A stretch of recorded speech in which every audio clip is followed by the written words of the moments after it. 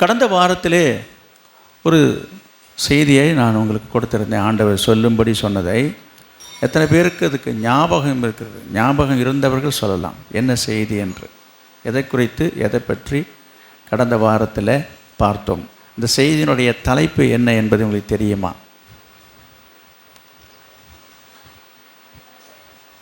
யாருக்குமே தெரியலையா? என்னது?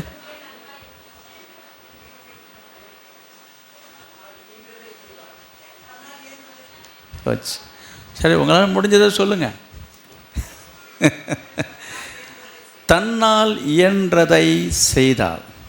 அந்த கீவேர்டை நம்ம திரும்ப வாசிப்போம். மார்க் எழுதின சுவிசேஷம் 14ஆம் அதிகாரம் 8வது வசனம். மார்க் 14:8. அவள் தன்னால் இயன்றதை செய்தாள். போதும். அவள் தன்னால் இயன்றதை செய்தாள். இதை சொன்னது இயேசு. இயேசு ஒரு பெண்ணை குறித்து, ஒரு ஸ்திரியை குறித்து பாராட்டி சொன்ன ஒரு வார்த்தை அது. எனக்கு அன்பானவர்களே, இதை நம்ம கடந்த வாரத்திலே ஒரு செய்தியாக பார்த்தோம். அதில் முற்று பெறவில்லை. நான் போய் சொன்னேன் இதை தொடரும் என்று சொல்லியிருந்தேன். சொல்ல மறந்த என்று சொல்ல நேரம் இல்லாமல் போய்விட்டதுனால இதனுடைய அவசியத்தை கருதி மீதி உள்ள அதனுடைய செகண்ட் பார்ட் என்று கூட நம்ம எடுத்துக்கொள்ளலாம். நான் சுருக்கமாக அந்த காரியங்களை கொஞ்சம் ரீகால் பண்ண விரும்புகிறேன். ஆண்டவர் மேல் அன்பு உள்ளவர்கள் தங்களால் தன்னால் இயன்றதை செய்வார்கள். ஆண்டவர் யாருக்கெல்லாம் ஆண்டவர் மீது, இயேசுவின் மீது அன்பு இருக்கிறதோ, பக்தி இருக்கிறதோ, அப்படிப்பட்டவர்கள் அவர்களால் முடிந்ததை ஆண்டவருக்கென்று செய்வார்கள். அன்பு என்ன செய்யும்? அன்பு எதையாயிலும் செய்ய வேண்டும், செய்யணும் என்று நினைக்கும் மட்டுமல்ல, அதை செய்யும். சிலர் நினைக்கிறேன்னு சொல்லி நினச்சிக்கிட்டே இருப்பாங்க, செய்ய மாட்டாங்க. நாங்கள் அப்படி தாங்க நினைக்கிறோம். நான் சொல்கிறேன், ஒரு உண்மையான தேவ அன்பு, உண்மையான ஒரு அன்பு ஒரு மனிதனுடைய இருதயத்தில் இருக்கும் என்று சொன்னால், அந்த அன்பு என்ன செய்யும்? ஏதாவது செய்யணும் என்கிற ஒரு எண்ணத்தோடு இருப்பதோடு மட்டுமல்ல, அது செய்து முடிக்கும், அது செய்யும். நான் சொல்கிறேன், இதை நீங்கள் வித்தியாசமாக பார்க்கக்கூடாது. எதையாது என்று சொன்னால் ஏடாகூடமாக பண்ணுறதல்ல. உண்மையாக அன்பு அப்படி செய்யாது. வேதத்தில் எழுதப்பட்டிருக்குது அன்பு எப்படிப்பட்டதாக இருக்குமா? நம்ம வாசிக்கிறோம் கொரிந்தியரில், அன்பு சகலத்தையும் தாங்கும், சகலத்தையும் சகிக்கும், சகலத்தையும் நம்பும். அப்புறம் சொல்லுங்கள், மறந்துட்டீங்களா? சொல்லுங்கள் பாப்பா, யார் சொல்கிறா? கரெக்டாக சொல்கிறேன். நம்ம இந்த சப்ஜெக்ட்டுக்கு அதில் ஒரு வார்த்தை இருக்குது. இந்த செய்தியோடு தொடர்புடைய ஒரு வார்த்தையும் அங்கே இருக்கிறது. சொல்லுங்கள் பாப்போம். அன்பு இருமாப்பா இராது. Very good. தற்புழவை நாடாது, சினம் அடையாது, அயோக்கியமானது செய். அன்பு இதெல்லாம் செய்யாது. அப்புறம் சொல்லுங்கள். அன்பு ஒரு காலம் ஒழியாது, தற்பொழுது நாராது, சினமடையாது. பார்த்தீங்களா? அன்பு நீடிய சாந்தம் உள்ளது, அன்பு தயம் உள்ளது, பொறாமை இல்லை. இங்கே பார்த்தீங்களா? சரிங்க, நீங்கள் சொன்ன அனைவருக்கும் இங்கே பாருங்க, பாராட்டுக்கள். நீங்கள் வசனத்தை கரெக்டாக சொல்லியிருக்கீங்க. ஆனால் நான் எதிர்பார்த்ததை ஒருத்தருமே சொல்லலை. அது வசனத்தை தான் இருக்குது. இங்கே இதை ஒருத்தருமே சொல்லுங்க. இது என்ன அநியாயமாக இருக்குன்னு தெரியல எனக்கு. ஒருவேளை நீங்கள் யாராவது சொல்லியிருக்கலாம், அது என் காதில் விழல. இதுதான் பாயிண்ட்டுக்கு நான் வரேன். இங்கே பாருங்கள், அன்பு என்ன செய்யும்? எதில் சந்தோஷப்படும்? அந்த பாயிண்ட்டுக்கு வாங்க. நிறைய காரியங்கள் சொல்லப்பட்டிருக்கு. ஒரு மனுஷனுக்குள்ளே, ஒரு மனிதனுடைய இருதயத்துக்குள்ளே அன்பு இருக்கும் என்று சொன்னால் அது எதில் சந்தோஷப்படும்? அப்போ இன்றைக்கு நாங்கள் உங்களுக்கு சொல்லப்படுகிற காரியங்கள்லாம் கர்த்தருடைய சத்தியம். இந்த சத்தியத்தில் சந்தோஷப்படும். அல்லேலூயா. என்ன சொல்கிறீங்க? போன வாரமும் ஆண்டவர் உங்களுக்கு ஒரு சத்தியத்தை சொல்லி கொடுத்தார். சத்தியம் தானே இது. அப்போ அன்பு எதில் சந்தோஷப்படும்னா, இப்படிப்பட்ட ஒரு நல்ல சத்தியத்தை கேட்கும் பொழுது சந்தோஷப்படும் என்று நான் சொல்ல வருகிறேன். அப்போ என்ன சத்தியம் என்பதை இன்றைக்கு நான் தொடர்ந்து உங்களோடு நான் பேச விரும்புகிறேன். அன்பு என்ன செய்யுமா? எதையாகிலும் ஆண்டவருக்கென்று, ஆண்டவருக்காக அது செய்யும். அவள் தன்னால் இயன்றதை கர்த்தருக்கென்று, கர்த்தருக்காக, அதை கர்த்தருக்கே செய்தாள். அவள் யாருக்கு செய்தா? ஆண்டவருக்கு செய்தா. யாருக்காக செய்தா? ஆண்டவருக்காக செய்தா. எனக்கு அருமையானவர்களே, நான் சற்று முன்பு சொன்னேன், இந்த சிறியரில் ஒருவனுக்கு நீங்கள் எதை செய்தீர்களோ அதை எனக்கே செய்தீர்கள் என்று ஆண்டவர் சொல்கிறதை நம்ம பார்த்தோம் இல்லையா? இந்த சிறு பிள்ளைகளுக்கு நம்ம என்ன செய்கிறோமோ அதை அவருக்கே செய்ததாக ஆண்டவர் சொல்கிறார். அப்போ உண்மையான அன்பு, தேவ அன்பு நமக்குள்ளே இருந்ததுன்னு சொன்னால், ஓ ஆண்டவர் இப்படி சொல்லிட்டாரே, இப்போ ஆண்டவருக்கு என்ன செய்யலாம், ஆண்டவருக்காக எதாவது செய்யலான்னு நினைக்கும் போது நம்முடைய மனசு என்ன செய்யும், என்ன சொல்லும் அல்லது என்ன செய்யும்? சொல்லணும், அப்புறம் செய்யணும். என்ன செய்யும் என்று சொன்னால், என்ன பண்ணியிருந்துருக்கணும்? கடந்த ஒரு வாரம் ஆண்டவர் சொல்கிறாரு, இந்த சிறியரில் ஒருவனுக்கு நீங்கள் எதை செய்தீர்களோ அதை எனக்கே செய்தீங்க. அப்போ ஆண்டவர் மீது அன்பு உள்ளவங்க, ஆண்டவருக்கு எதையாவது செய்யணும்னு நினச்சவங்க என்ன செய்திருப்பாங்க? இது கடந்த வாரம் நடந்த அந்த சிறு பிள்ளை ஊழியத்தில் அவங்களால இயன்றதை, முடிந்ததை செய்திருக்கலாம் தானே. அவள் தன்னால் இயன்றதை செய்தாள். நான் சொல்கிறேன், உங்களுக்கு வசதி இல்லை, பொருளாதார ரீதியாக வசதி இல்லை, பரவாயில்ல, நோ ப்ராப்ளம். உங்களுக்கு ஆண்டவர் ஒரு சொத்து கொடுத்துருக்கிறார். என்ன சொத்து? நான் சொல்கிறது உங்கள் பிள்ளையை தான் சொல்லிகிட்டு இருக்கிறேன். எல்லாருக்கும் ஆண்டவர் குழந்தை பாக்கியம் என்பது ஒரு செல்வம் அல்லது ஒரு சொத்து அல்லவா? அந்த பிள்ளைய இங்கே அனுப்பி வைக்கிறதுக்கோ அல்லது அழைச்சிட்டு வர்றதுக்கோ முடியல. சிறு பிள்ளைகளுக்கு எதை செய்தீர்களோன்னு இருக்குது, செய்யலையே. யோசிக்க வேண்டிய ஒரு காரியம். சரி, எனவே கர்த்தருக்கென்று செய்யும் பொழுது அடுத்த காரியத்துக்கு நான் வருகிறேன். ஆண்டவருக்காக நீங்கள் எதையாகிலும் செய்ய வேண்டும் என்று நினைக்கும் பொழுது, விரும்பும் பொழுது தடைகள் வரும், எதிர்ப்பு வரும், விமர்சனங்கள் வரும். உங்களை எல்லாரும் கிரிட்டிசிசம் பண்ணுவார்கள், உங்களை விமர்சிப்பார்கள், உங்களை மனநோகும்படி செய்வார்கள், மனமடிவாக்குவார்கள். நீங்கள் செய்கிறதை கிண்டல் பண்ணுவார்கள், கேலி பண்ணுவார்கள், பரியாசம் பண்ணுவார்கள். இன்னும் என்னெல்லாம் அதுக்கு வார்த்தை இருக்குது எனக்கு தெரியல. நீங்கள் கர்த்தருக்காக ஒரு காரியத்தை செய்யும் பொழுது என்ன வரும்? இதெல்லாம் வரும். சிலர் என்ன நினைக்கிறார்கள், இப்படிலாம் சொல்கிறத பார்த்த உடனே செய்கிறத நிறுத்திடுறாங்க. ஆனால் ஆண்டவர் என்ன சொல்லுகிறார் என்று பார்க்க வேண்டும். நான் உங்களுக்கு சொல்கிறேன், ஆண்டவருக்காக நீங்கள் செய்யும் பொழுது யார் என்ன சொன்னாலும் சரி, யார் என்ன பேசினாலும் சரி, நம்ம என்ன செய்யக்கூடாது? அதை பார்க்கவும் கூடாது, அதை கேட்கவும் கூடாது. யாரை தான் பார்க்கணும்? இயேசுவை தான் பார்க்கணும். அந்த மனசு இல்லையே. அவங்க என்ன சொல்கிறாங்க, இவங்க என்ன சொல்கிறாங்கன்னு கேட்டுட்டு நிறைய பேர் டிப்ரெஸ் ஆகிடுறாங்க, சோர்ந்து போயிடுறாங்க. அது சரியில்லை பிரியமானவர்களே. நான் சொல்கிறேன், உங்களுக்கு அப்படிப்பட்ட சூழ்நிலைகள் வந்திருக்கலாம். நீங்கள் செய்யணும்னு நிறைய ஆசைப்பட்டிருப்பீங்க, ஆர்வமாக இருந்திருப்பீங்க. ஆனால் சுற்றி உள்ளவங்க சிலர் பேசுவதனால நீங்கள் ஒரு வேளை நீங்கள் சோர்ந்து போயிருக்கலாம். பாருங்கள், இங்கே நடந்த சம்பவம் அதுதான். இயேசுவுக்கு அந்த ஸ்திரீ என்ன செய்கிறாள்? ஒரு பரிமள தைலத்தை எடுத்து அவர்கள் சிரசில் ஊற்றி பாதத்தெல்லாம் என்ன செய்த, தலைமையினால் துடைத்து முத்தம் செய்தால் என்று எழுதப்பட்டிருக்கிறது. இதை குறித்து என்ன சொன்னார்கள், என்ன சொல்லுகிறார்கள், என்ன அங்கே பேசிக்கொண்டார்கள் என்று பார்க்கும் பொழுது என்ன சொல்கிறாங்க பாருங்க, 4வது வசனத்தில் இருக்கு பாருங்க. அப்பொழுது சிலர் தங்களுக்குள்ளே விசனம் அடைந்து, இந்த தைலத்தை இப்படி வீணாய் செலவழிப்பானேன், இதை 300 பணத்துக்கு அதிகமான கிரயத்துக்கு விற்று தரித்திரருக்கு கொடுக்கலாமே என்று சொல்லி அவளை குறித்து முறுமுறுத்தார்கள். பாருங்க, அவள் செய்த காரியத்தை குறித்து ரொம்ப ஞானமாக, ரொம்ப அறிவாளியாக, ரொம்ப புத்திசாலியாக, ரொம்ப பெரிய திறமசாலியாக, பெரிய தியாகியாக, இவங்க தான் ரொம்ப கடமையும் பொறுப்புணர்வு இருப்பது போல, இவங்க தான் பெரிய ஒரு சமூக சேவைக்கு போல காட்டிக்கொள்கிறாங்க. யாருக்கு கொடுக்கலாமா? ஏழை ஏழைகளுக்கு கொடுக்கலாம்யா, இதை கொண்டாந்து வீணா அந்த அம்மாக்கு செலவழிக்குது என்று சொல்லி முறுமுறுத்தார்கள் என்று எழுதியிருக்கிறது. அதற்கு மத்தியிலே இயேசு என்ன சொன்னார் என்றதை நான் பார்க்குறோம். இயேசு சொல்கிறார், இவள் தன்னால் இயன்றதை செய்தார். அது மட்டுமா, இயேசு அவளுடைய செய்கையை பாராட்டினார். நான் உங்களுக்கு சொல்கிறேன், நீங்கள் உங்களால் முடிந்ததை ஆண்டவருக்கென்று செய்யுங்க, ஆண்டவர் உங்களை பாராட்டுவார். நீங்கள் எதை செய்தாலும், அதையும் நான் திரும்ப நான் சொல்கிறேன், நீங்கள் இன்னும் பெரிய காரியத்தை செய்யணுன்ற அவசியம் இல்லை. அதை குறித்து நான் கடந்த வாரத்தில் ஒரு காரியத்தை நான் சொன்னேன். ஒரு ஏழை விதவை எவ்வளோ ரூபா கொண்டு வந்து போட்டார் காணிக்கை பட்டியல? 2000 ரூபாயை கொண்டு வந்து போட்டார். நேற்று விபிஎஸ்சில் கூட நல்ல அழகாக அதுக்கு தகுந்த மாதிரி நல்ல பொருத்தமாக பாட்டு அமைஞ்சது பாருங்கள். என்ன அது? 1000 ரூபாயும் இல்லை, 500 ரூபாயும் இல்லை, இது ஒரு பாட்டு. 2 காசு ஒரு விதவை போட்டாலுன்னு ஒரு பாட்டு, நல்ல பாட்டு, அருமையான பாட்டு. கவனிங்க, இந்த அம்மா போட்டது 2 பைசா. இயேசு சொல்கிறாரு, அங்கே நிறைய பேர் போட்டதையும் பார்க்குறாரு. போட்டவங்க எதையும் பார்க்காம இல்லை, தெரியாமல் இல்லை, எல்லாமே தெரிஞ்சும் அதை அவர் பார்க்கவில்லை. அதை பார்த்தும் அதை பாராட்டாமல் இந்த 2 காசு போட்ட விதவையை குறித்து தான் ஆண்டவர் இயேசு அங்கே பாராட்டி இருக்கிறதையும் நீங்கள் கவனிக்க வேண்டும் என்பதை நான் சொல்ல வருகிறேன். நான் இங்கே வெறும் காசு பண காரியத்துக்காக மட்டும் நான் சொல்ல வரல. நீங்கள் செய்கிற எந்த ஒரு கிரியையாக இருக்கட்டும், ஆண்டோடைய மனதை அது தொடும் பட்சத்தில், அவருடைய டச் பண்ணும் மத்தியில், அவருடைய உள்ளத்தில் கிரியை செய்யும் மத்தியிலே நீங்கள் பாராட்டப்படுவீர்கள், பாராட்ட பெறுவீர்கள் என்பதில் சந்தேகமே இல்லை.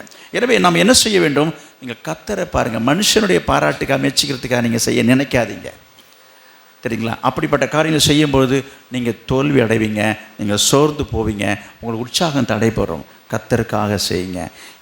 இந்த ஸ்திரீ ஆண்டவருக்காக செய்தார், ஆண்டவர் மீதுள்ள அன்பினால் செய்தார். எனக்கு அன்பானவர்களே, அங்கே என்ன நடந்தது? இயேசு அவளை பாராட்டுகிறார். அது மட்டுமா, எங்கெல்லாம் இந்த சுவிசேஷம் சொல்லப்படுமோ அங்கெல்லாம் இவளை பற்றி சொல்லணும் என்று சொல்லி அதற்கு ஒரு இம்பார்ட்டன்ஸ், ஒரு முக்கியத்துவத்தை கொடுக்கிறதை நாம் இங்கே பார்க்குறோம்.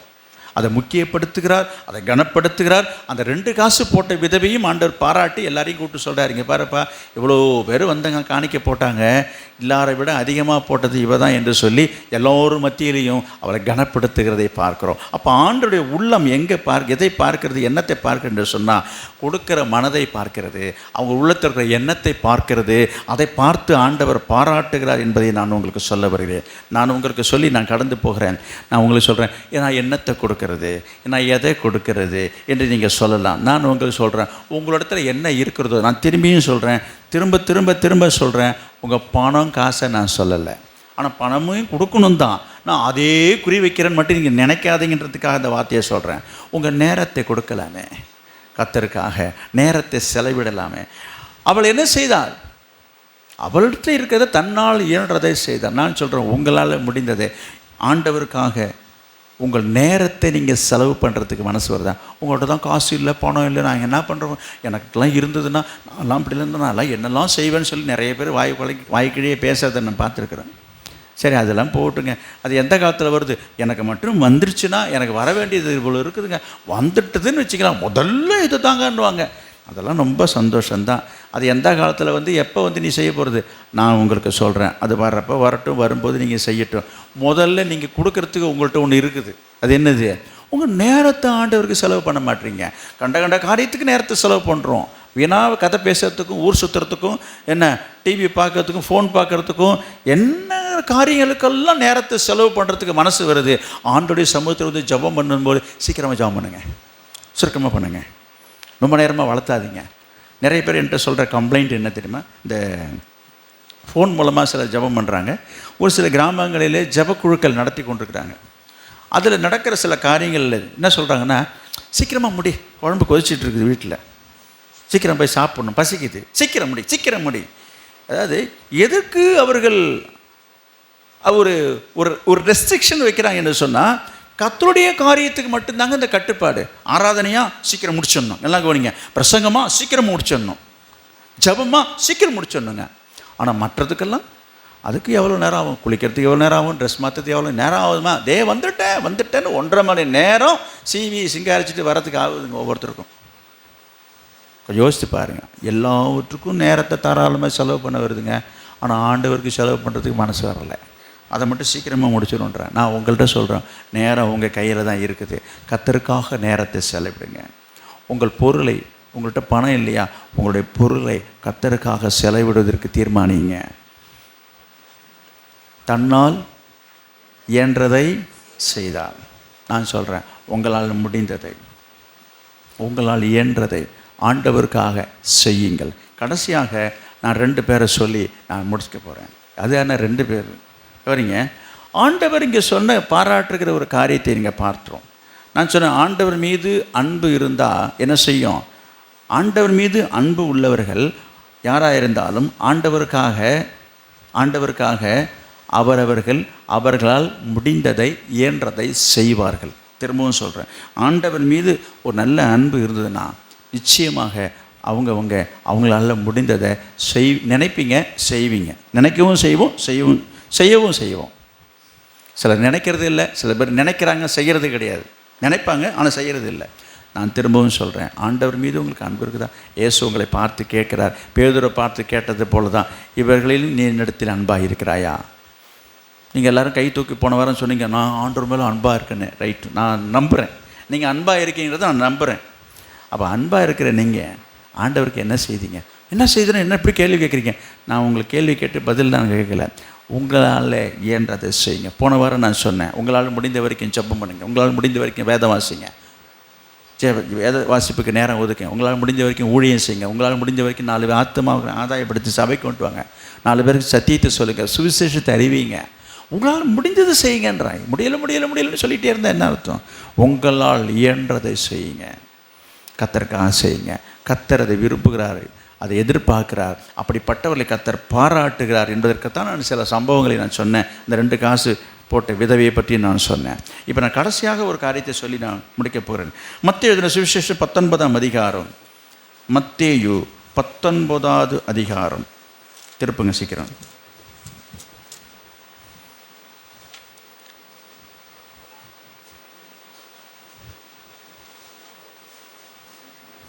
பதினாறாவது வசனம்.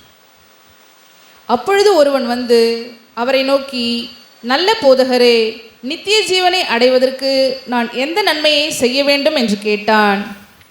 கவனிங்க, இந்த சம்பவம் உங்களுக்கு தெரியும். இதனை நீண்ட நேரம் வாசித்து பின்ன நேரத்தை கடத்த விரும்பவில்லை. 21வது வசனம்.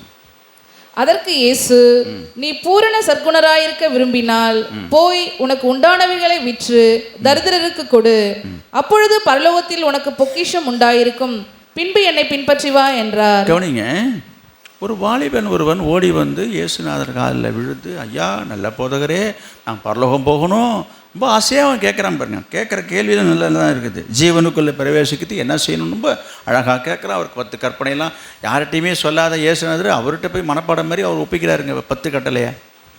நான் அப்படி யோசிக்கிறேன். இதை இயேசு எந்த இடத்துல அப்படிலாம் பேசுகிற மாதிரி இல்லை, யாருக்கு கேள்வி கேட்டு பதில் சொல்கிற மாதிரி எனக்கு தெரியலிங்க. இப்போ கேட்டுக்கிறான்னு சொல்லாமல் இயேசு பொறுமையாக அவன்கிட்ட எல்லாத்தையும் சொல்கிறாரு. அவன் கேட்டுட்டு இதெல்லாமே எனக்கு தெரியுன்றான்.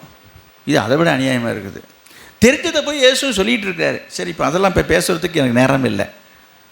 பேசி சொல்லி முடித்ததுக்கப்புறம் இயேசு அவனை பார்த்து சொல்கிறாரு. அவன் கேட்குறான், இன்னும் என்கிட்ட ஏதாவது குறை இருக்குதான்னு கேட்கும்போது, உன்கிட்ட ஒரு குறை இருக்குப்பான்னு சொல்லி இயேசு அவனை பார்த்து என்ன சொன்னார்? இல்லை, நீ உனக்கு உண்டாகியிருக்கிறத, உன்னுடைய சொத்து பத்தில் இருக்கிற உனக்கு உண்டானது எல்லாத்தையும் என்ன செய்ய? விற்றுட்டு போய் ஏழை எளியவங்களுக்கு கொண்டு போய் கொடுத்துருப்பான்னாரு. அடுத்த வசனம். அந்த வாலிபன் மிகுந்த ஆஸ்தி உள்ளவனாய் இருந்தபடியால், அவன் ஒரு பெரிய பணக்காரனாய் இருந்தபடினாலே, மிகுந்த ஆஸ்தி உள்ளவனாய் இருந்தபடினாலே, அப்புறம் இந்த வார்த்தையை கேட்ட பொழுது துக்கமடைந்தவனாய் போய் உடனே போய் மார்க்கெட்லேயோ ரிஜிஸ்டர் ஆஃபீஸ்லேயோ உடனே பத்திரத்தை எடுத்து எழுதி ஏழை எளியவர்களுக்கு தான தர்மம் பண்ணி விட்டான் என்று எழுதியிருக்குதா? உடனே போய் எல்லாவற்றையும் விற்று விட்டு என்ன செஞ்சிட்டான்? என்ன அப்படியா? கிடையவே கிடையாது. அவன் உடனே என்ன செஞ்சான் போட்டிருக்குது. என்ன, இந்த வார்த்தையை கேட்ட உடனே என்னாச்சு? துக்கமடைந்தவனாக போய் சேர்ந்துட்டாங்க. நல்லா கவனிக்கணும். ஏசு என்ன சொன்னார்? உன்கிட்ட இருக்கிறத கொடுத்துருப்பான்னு சொல்கிறார். ஏசு கொடுக்க சொல்லி இவன் கொடுத்தானான்றது தான் இப்போ கேள்வி. கொடுக்க சொன்னார், செய்தானா? செய்யலை. செய்ய சொன்னார், செய்யலை. கொடுக்க சொன்னார், கொடுக்கலை. இவன் யார்? பேர்லாம் இல்லை. நான் கேட்குறது, இவன் பெரிய ஆஸ்தி உள்ளவன், ஐஸ்வர்யவான், பணக்காரன், நிறையா வசதி இருக்குதுங்க. செய்யலை தானே? செய்ய சொல்லியும் செய்யலை, கொடுக்க சொல்லியும் கொடுக்கலை. ஏன்? கொடுக்க மனசு இல்லை. அதானே உண்மை. கொடுக்கறதுக்கு மனசு இல்லைங்க. இயேசுநாதர் சொல்லிட்டாருன்னு கூட அவர் நினச்சி செய்யலை. ஐயோ இப்படி பெரியவர் சொல்லிட்டாரு, ஆண்டவர் சொல்லிட்டாருன்னு கூட நினச்சி செய்யலை. இப்போ அடுத்ததுக்கு நான் வரேன். லூக்கா எழுதின சுவிசேஷம் 19ஆம் அதிகாரம். இன்றைக்கு வாசித்த வேத பகுதிக்கு சீக்கிரமாக வாருங்கள். அதில் 8வது வசனத்தையும் 9வது வசனத்தையும் பார்க்கலாம். லூக்கா 19ஆம் அதிகாரம் 8வது வசனம்.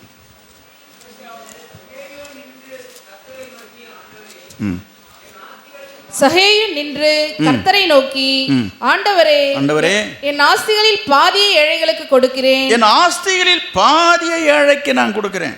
நான் ஒருவனிடத்தில் எதையாகிலும் அநியாயமாய் வாங்கினதுண்டானால் நாளத்தனியாக திரும்ப செலுத்துகிறேன் என்றான். என்னங்க அது? நான் கேட்குற கேள்வி, இந்த சம்பவம் உங்களுக்கு தெரியும். அதுக்கு தான் இன்றைக்கி காலையில் அதை வாசிக்க வச்சுட்டேன். வாசிக்கும் போதே நீங்கள் கவனிச்சிருக்கணும். சகையை பற்றி நிறைய பேர் சண்டே கிளாஸ் பிள்ளைங்களுக்கு நிறைய பேர் தெரியும், உங்களுக்கும் தெரியும். ஒரு குள்ளமான ஒரு மனுஷன் இயேசுனார் அந்த வழியாக வராருன்னு தெரிஞ்சதும் ஒரு மரத்து மேலே ஏறி உட்காந்து இயேசுவை பார்க்குறான். இயேசு உடனே அவரை பார்க்குறாரு. பார்த்து உடனே கீழே இறங்கி வைப்பான்றாரு. ஐயோ நம்மளை பார்த்துட்டாரு, பேரை சொல்லி கூப்பிட்டாரு. ரொம்ப ஆச்சரியப்பட்டு கீழே இறங்கி வந்து இயேசுவை பார்த்து ஒரே சந்தோஷத்தில் நிற்கிறான். என்ன இயேசு சொல்கிறார், நான் உன் வீட்டுக்கு வரணுன்றாரு. உடனே அங்கே உள்ளவங்களாம் பேச ஆரம்பிச்சிட்டாங்க. என்னது யார் இவருன்னு தெரியாத, என்னது ஊரடித்து உலையில் போடுறான் அவன், பணத்துக்கு வட்டிக்கு ஊற்றியே காசு சம்பாரித்தவன் அவன். ஐயோ இப்பேற்பட்ட வீட்டுக்கு போகிறாரு, எல்லாம் தீர்க்கதரிசி, இவர் எல்லாம் தெரிஞ்சவர்னு கண்ணாவினா நாங்கள் முறுமுறுக்கிறாங்க. இருக்கு பாருங்க 7வது வசனம் படிங்க. அதை கண்ட யாவரும் இவர் பாவியான மனுஷனிடத்தில் தங்கும்படி போனார் என்று முறுமுறுத்தார்கள். அந்த ஸ்திரீ தைலத்தை ஊற்றும் போதும் அங்கே முறுமுறுத்தாங்க. அதே மாதிரிங்க எப்பொழுதுமே நல்லது நடக்கும்போது முறுமுறுப்பு வருன்றதையும் நான் அந்த நேரத்தில் சொல்லிக்கிறேன். ஒருத்தருக்கு நல்லது செய்யும்போது 4 பேர் தான் பேச தான் செய்வாங்க. இதெல்லாம் நீங்கள் என்ன செய்யக்கூடாது, மைண்டில் வச்சுக்காதீங்க. நீங்கள் ஒரு ஊழியம் செய்யும்போது, கர்த்தருக்காக ஒரு நல்ல காரியம் செய்யும்போது, அவங்க என்ன அப்படி பேசுகிறாங்க, இவங்க என்ன இப்படி பேசுகிறாங்க, இவங்க அப்படி சொல்கிறாங்க, நாங்கள் இப்படிலாம் செய்கிறோங்க, மனசு விட்டு போதுங்க, மனசு வெறுத்து போதுங்க, மனசு ரொம்ப கஷ்டமாக இருக்குங்க. நாங்கள் எவ்வளோ கஷ்டப்பட்டு இந்த ஊழியத்தை செய்கிறோங்க, எவ்வளோ கஷ்டப்பட்டு நாங்கள் இந்த ஊழியத்தில் வந்து சமையல் வேலை அந்த வேலையெல்லாம் செஞ்சுட்ருக்குறோம். அவங்க பாட்டுக்கு பேசுகிறாங்க. நான் சொல்கிறேன், அவங்க பாட்டுக்கு தான் பேசுவாங்க. இங்கே இருக்கா இல்லையா வசனம்? அதே போல் தான் எங்கேயும் இருக்கும், எல்லா இடத்துலையும் இருக்கும். இயேசு கூட உட்கார்ந்தவன் தான் பேசுனாங்க. அங்கேயும் பார்த்தோம் ஒரு விஷயத்தை. இங்கும் நாம் பார்க்குறோம், முறுமுறுத்தார்கள் என்று சொல்லி பார்க்குறோம். இப்படி இருக்கும் பொழுது உடனே சகை என்ன பண்ணினான்றது தான் பாயிண்ட்டு. இப்படி முறுமுறுத்தார்கள். இயேசு என்ன சொன்னார்? இயேசு அவனை நோக்கி, இன்றைக்கு இந்த வீட்டுக்கு ரட்சிப்பு வந்தது. அது 9வது வசனம். நான் கேட்குறது முறுமுறுத்தார்கள்னு சொல்லி போயிருக்குது இல்லையா? இயேசு என்ன செய்தார்? எதுவுமே, அதாவது இயேசு என்ன சொன்னார் அப்படின்னு நான் ஏன் கேட்டேன்னா, நீங்கள் ஒவ்வொரு சொன்னார், நான் சொன்னேன் இயேசு ஒன்றுமே சொல்லலை. ஜனங்க எல்லாரும் முறுமுறுத்திட்டு நிற்கிறாங்க. இயேசு என்ன சொன்னார்? ஒன்றுமே சொல்லலை. நீங்கள் நல்லா கவனிச்சு பாருங்க. அப்புறம் சொல்கிறாரு, அப்புறம் தான் சொல்கிறாரு. நல்லா அந்த வசனத்தை கவனிச்சு பாருங்க.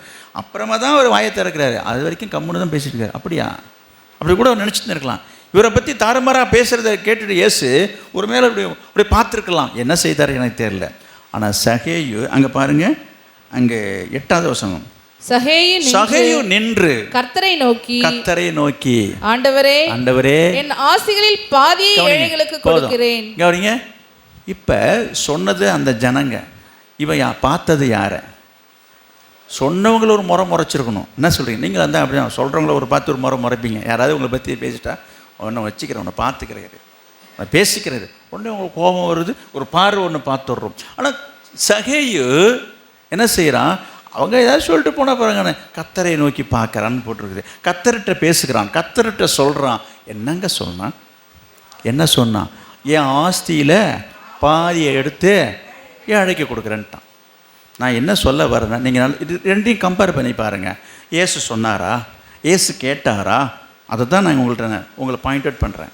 இயேசு கேட்டார் சகையை பார்த்து, சகைவை கொஞ்சம் ஆஸ்தி நிறைய வச்சுருக்கிற மாதிரி தெரியுதுப்பா, ஒரு பாதி கொடுன்னு இயேசு சொன்னாரா? என்ன ஒன்றும் சொல்ல மாட்டீங்க? இயேசு சொன்னாரா? சொல்லவே கிடையாது. இன்றைக்கு உன் வீட்டுக்கு நான் வரேன்னு சொன்னார். இதை தான் அவர் சொன்னார். புரியுதுங்களா? அப்போ இயேசு சொல்லாமே செய்ததை நான் உங்களுக்கு நினைவூட்டுகிறேன். இயேசு சொல்லவே இல்லை. அங்கு அந்த வாலிபனுக்கு இயேசு சொல்கிறாரு. அதை தான் நான் சொல்ல வந்தேன். ஒருத்தர்கிட்ட சொல்கிறாரு இயேசு, அவன் என்ன பண்ணிட்டான்? துக்கமாக ஓடிட்டான். இங்கே இயேசு சொல்லவே இல்லை. அவர் இப்படி கம்முன்னு நிற்கிறாரு.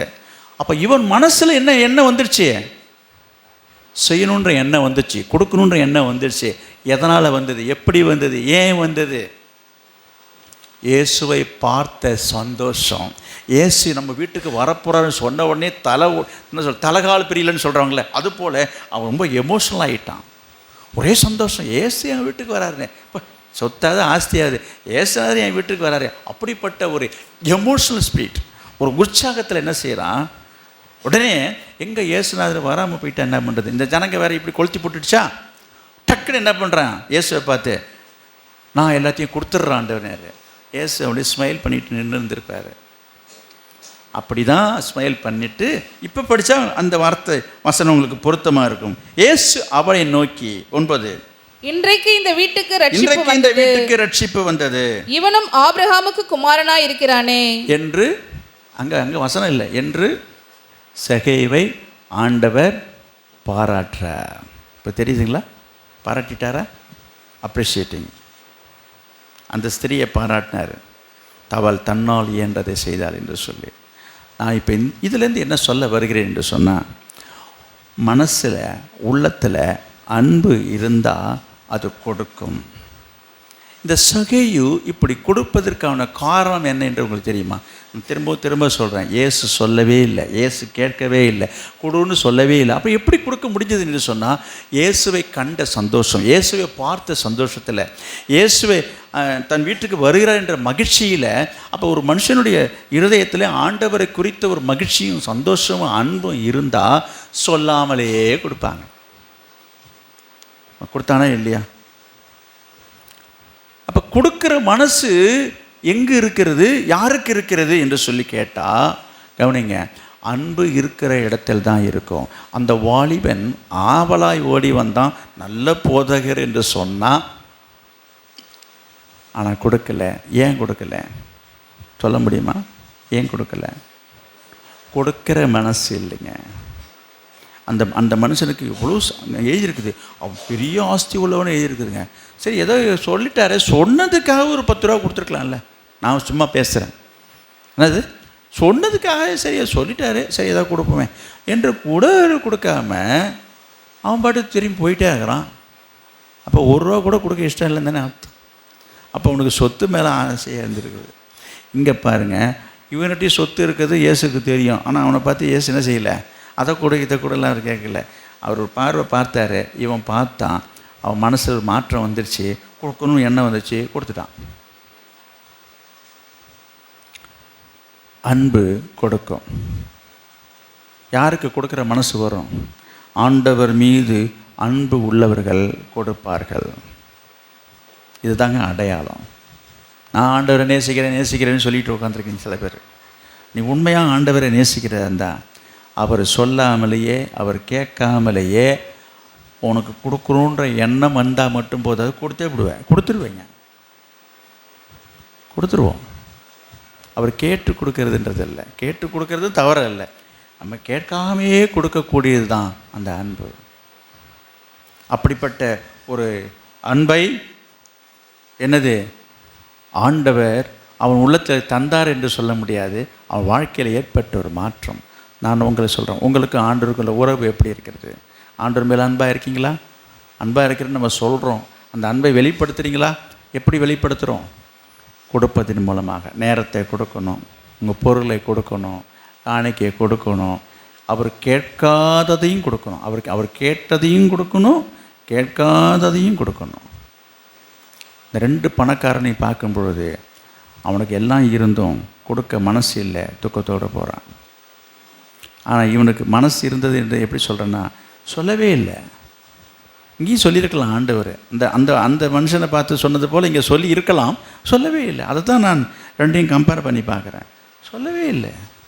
இப்போ மனசில் இயேசுவை பார்த்த ஒரு சந்தோஷம், இயேசு மீது உள்ள அன்பு கொடுக்க வைக்கும்.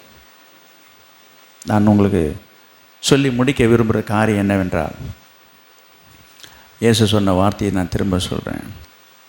அவள் தன்னால் இயன்றதை செய்தாள். நீங்கள் என்னால் எதுவுமே முடியலன்னு சொல்லுங்க, எனக்கு அது முடியல இது முடியலன்னு காலம் பூரா இதை சொல்லவே கூடாது. இப்போ நான் உங்களை பார்த்து சொல்கிறேன், நீங்கள் சரீரத்தில் பலவீனமாக இருக்கலாம், ரொம்ப ஒரு வியாதியஸ்தனாக இருக்கலாம். ஐயோ என்னால் நடக்க முடியாது, நான் வயசாயிடுச்சு என்று சொல்லலாம். ஐயோ என்கிட்ட நீங்கள் சொல்கிறது மாதிரிலாம் எனக்கு கை நிறைய எனக்கு பணம் காசுலாம் இருந்தால் நான் எல்லாம் எப்படி இருந்திருப்பேன் தெரியுமா, அதே போல் எனக்கு வசதி வாய்ப்பெல்லாம் இருந்துருக்கேன் என்று நீங்கள் சொல்லலாம்.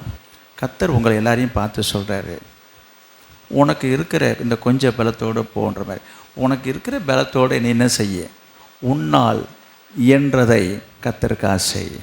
சும்மா எப்போ பார்த்தாலும் கையை வலிக்குது, காலை வலிக்குது, முட்டியை வலிக்குது, இடுப்பை வலிக்குது, அது உடம்புன்னு இருந்தால் வலிச்சுட்டு தான் இருக்கும். உன்னால் முடிஞ்சதை செய். என்னால் எதுவுமே செய்ய முடியாதுன்னுவாங்க சில பேர். நான் திரும்ப சொல்கிறேன், அவள் தன்னால் இயன்றதை செய்தாள். சிலர் பெரிய பிஸ்னஸ் பண்ணுறவங்க இருப்பாங்க, அல்லது பெரிய வேலையில் இருப்பாங்க. ஐயோ நம்ம டைட்டு, ரொம்ப ஐ வெரி பிஸி, எனக்கு ஓய்வே இல்லைங்க, அடுத்தடுத்து நிறைய ஒர்க்குங்க, ஐயோ நீ ஆராதனைக்கு வரதே பெரிய விஷயங்க அப்படின்னு சில பேர் சொல்லுவாங்க. நான் சொல்கிறேன், நான் இல்லைன்னு சொல்ல, நீங்கள் போய் சொல்கிறீங்க, நான் சொல்கிறேன். நீ எப்பேற்பட்ட ஆளாக இருக்கட்டும், எந்த சூழ்நிலையாக இருக்கட்டும், உங்களால் இயன்றதை செய்யுங்க. இப்படிலாம் சொல்லி சாக்கப்போக்க சொல்லி எதையுமே செய்யாமல் இருந்துடாதுங்க. எனக்கு நேரம் இல்லை, எனக்கு வேலையாக இருக்கிறேன், எனக்கு வசதி இல்லை, வருமானம் இல்லை, வியாபாரம் இல்லை, இதெல்லாம் சொல்லாதீங்க. இயன்றதை செய்யுங்க. திரும்ப திரும்ப சொல்கிறேன், உங்களால் இயன்றதை செய்யுங்க. கர்த்தர் என்ன செய்வார்? உங்களை பாராட்டுவார். அவள் தன்னால் இயன்றதை செய்தாள் என்று அவர் பாராட்டி என்ன சொல்கிறார்? ஆண்டவரே, இந்த சுவிசேஷம் எங்கெல்லாம் சொல்லப்படுமோ எல்லா இடத்துலையுமே சொல்லணுன்றார். எப்பேற்பட்ட ஒரு அவார்டு பாருங்கள். கர்த்தர் உங்களையும் அப்படி மேன்மைப்படுத்தி பாராட்டி உங்களை ஆசீர்வதிப்பார். கர்த்தர் தாமே உங்களை ஆசீர்வதிப்பாராக. அன்பின் பிதாவே, நாங்களுமே ஸ்தோத்திரிக்கிறோம். இன்றைக்கு இந்த வார்த்தையினாலே திரும்பமாக உங்களுடைய சபையரோடு இடைப்பட்டதற்காக நன்றி. இந்த ஸ்திரீ தன்னால் இயன்றதை செய்ததாக நீர் பாராட்டியிருக்கிறீர். இன்றைக்கு இந்த வார்த்தையில் கேட்ட அனைவருடைய இதயங்களிலும் கர்த்தர் தாமே நீர் இறங்கி கிரியை செய்யுங்க. நீங்கள் பேசுங்கப்பா. அவர்களால் இயன்றதை செய்யட்டும், கொடுக்கட்டும், நேரத்தை கொடுக்கட்டும், ஆண்டவரை ஊழியத்தை செய்யட்டும், ஆத்துமாக்களை ஆதாயம் செய்கிறவர்கள் செய்யட்டும். ஆண்டவரே, உமக்காக கொடுக்க முடிந்தவர்கள் வசதியோடு கொடுக்க வேண்டிய காரியங்களை கொடுக்கட்டும். கர்த்தர் தாமே கிருபை தருவீராக. இயேசுவின் நாமத்தில் பிதாவே, ஆமென்.